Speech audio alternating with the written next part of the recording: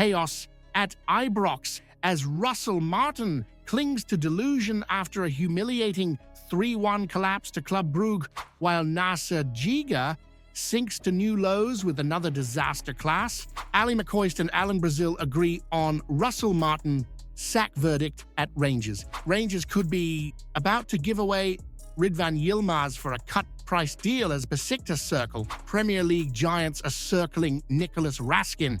And now, Ben Davies, cast aside by Martin, is being chased by QPR and Oxford. This episode is packed. Transfers, exits, and the brutal truth about where Rangers are heading next. You'll want to see every second. There's delusion, and then there's Russell Martin standing in front of the Ibrox press pack talking about being proud after Rangers were 3-0 down in 20 minutes at home in a Champions League qualifier. Proud, you couldn't write it. Now listen, you've been around long enough to know when something's rotten, and that first half against Club Brugge was stinking to high heavens. 3 goals conceded in the opening 20, defensive calamity after calamity, and Russell Martin thinks it was courageous? What planet's he on? Cuckoo Land doesn't even cover it. Let's get specific here. Martin is now running with a win rate of just 37% since arriving. That's not Rangers standard. That's mid-table championship material, and you can throw in all the romantic nonsense about underdogs and second-half spirit, all you like. It doesn't wash it in Govan. This is a club built on results, not fairy tales. And as for Nasser Djiga, honestly, what in the name of John Greig is going on there? He's already been sent off in the SPFL, and now he's gifting Brugge an opener at Ibrox by abandoning the ball like it was cursed. Left Butland completely exposed. Just stood there like a tourist at Buchanan Street Station, wondering where to go. It's not just an isolated moment either. It's becoming a pattern, and it's dangerous. You can't have a liability at centre-back when you're trying to make a dent in Europe. Yes, Danilo pulled one back, and yes, Gassama had one ruled out by VAR, but don't let those moments distract you from the wider picture. This Rangers team under Martin is fragile, disorganized, and making the same mistakes over and over. And the manager's reaction? He talks like we were unlucky instead of exposed. That's the part that should worry you the most. Even Ali McCoist and Alan Brazil, bless them, tried to pour cold water on the idea of sacking Martin, talking about giving him time. But how much rope does he get before he hangs the whole European campaign with it? The truth is, Club Brugge were professional, disciplined, and clinical. We were the exact opposite, and that lands at the manager's feet. So here's the real question you should ask. If Russell Martin truly believes that a 3-1 home loss in Europe is something to be proud of, is he already showing that he's not got the mentality for the job?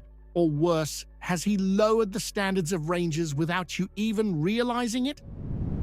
If you're looking for one of the few glimmers of light in this storm of a start to the season, Nicholas Raskin might just be it. But don't get too comfortable, because his future at Ibrox is now hanging by a thread. Gabby Logan's dropped a bit of a bombshell on Amazon Prime, claiming that there's serious interest brewing from Premier League clubs down south. Not whispers, not speculation, real eyes on him. And when you look at his performance against Club Brugge, you can see why. Raskin wasn't spectacular, but he was one of the only players on that park who looked like he belonged at that level. Intelligent movement, composed in possession, defensively switched on, while the rest of the squad were falling to bits early doors. He actually gave Rangers a foothold. It's no surprise he ended up with one of the highest ratings on the night. Now, here's the concern. With less than 2 weeks left in the window, Rangers are at a crossroads. If you sell Raskin now, how on earth do you replace him in time? You can't just pluck a like-for-like midfielder out of thin air, especially when the recruitment team is already scrambling to fill gaps at left back and center half. Joe Rothwell was meant to bring experience and stability, but so far, he's looked more lost than leading, And without a functioning midfield core, you can forget about Europe, forget about catching Celtic, and forget about any kind of progress under Martin. And let's not be naive, if there really is Premier League money sniffing about, you know the temptation will be there for the board to cash in, especially if Raskin keeps performing and boosting his value on big nights.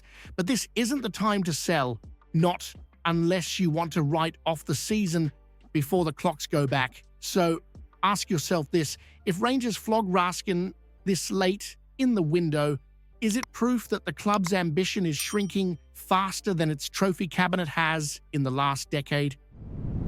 Ridvan Yilmaz signed for promise, leaving for pennies. That's the brutal reality unfolding right now at Ibrox.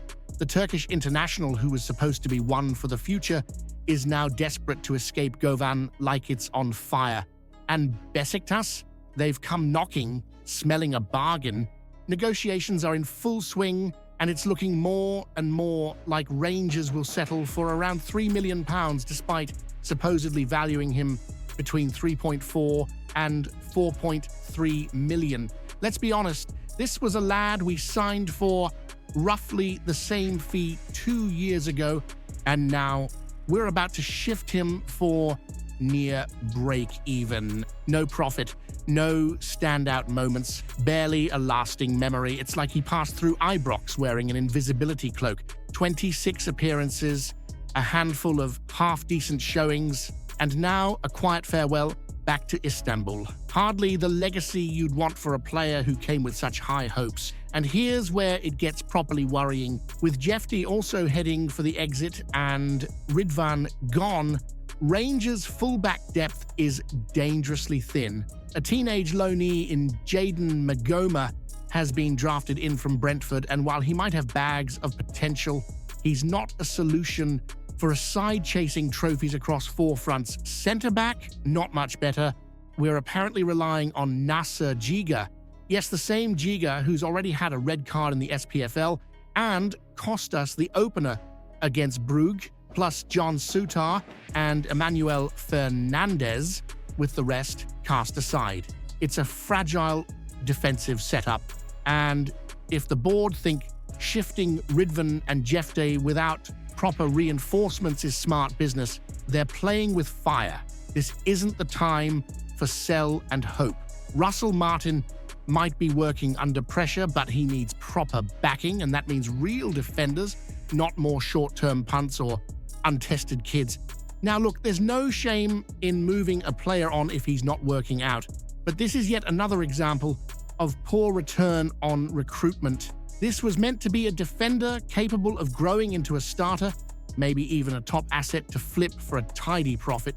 Instead, he's on the verge of being quietly packed off while the club gambles on a teenage loanee from Brentford and scrambles to chase Anas Salah Eddin, another lad who's been binned by Roma after barely getting a look in.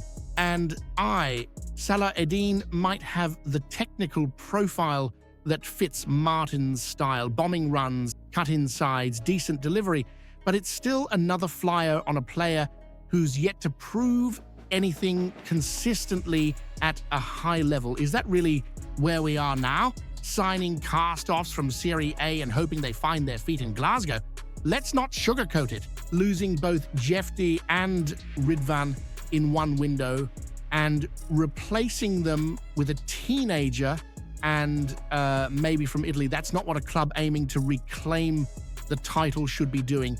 It feels like more patchwork instead of progress. Here's the question: if Rangers are willing to offload Ridvan for less than €4 million just to clear the decks, what does that say about our recruitment, our player development, and our ability to actually build long-term assets?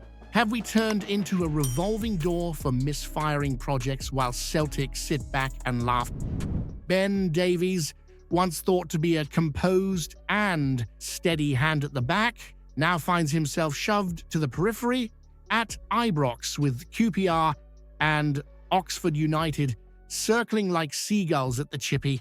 Let's be blunt, Davies is 30 years old, surplus to Russell Martin's plans, and still somehow drawing attention from clubs down south based on last season's loan stint at Birmingham.